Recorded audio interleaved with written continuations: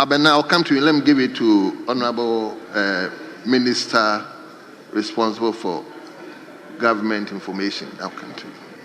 Thank you very much, Mr. Speaker, for the opportunity. Mr. Speaker, I have retained abiding faith in the Black Stars, even in the periods where they underperformed. And I'm gratified that they have justified that support with this splendid qualification display.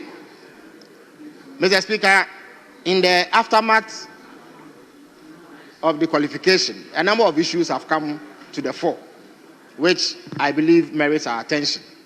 There have been calls for the dismissal of the coach who guided us on this qualification path. Mr. Speaker, I believe that these calls are a bit unfortunate and they are misplaced, because the man who has guided us to this qualification in stellar fashion is best placed to prepare the team for the competition itself.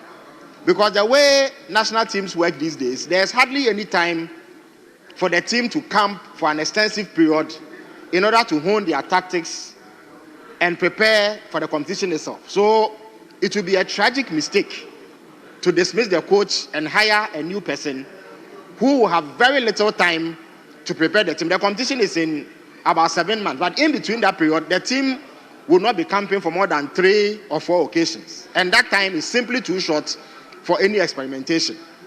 The second issue is that there have been a flurry of requests by some Ghanaian players born overseas or who are playing overseas to be considered for selection.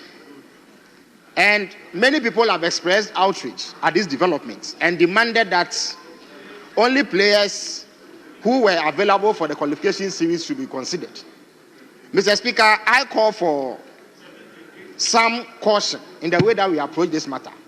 It is true that there were some players who rebuffed our entreaties in the past because perhaps they were hedging to see if nations who have a higher profile in international football will give them a call. But there are areas in the team that require some improvements.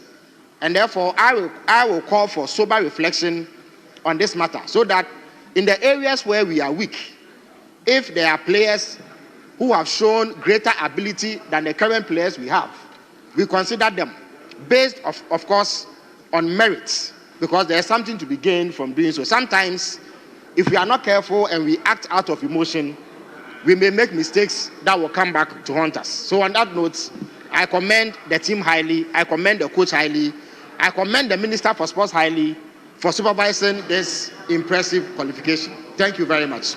Thank you very much. And let me commend the statement maker for raising the issue. Thank you very much.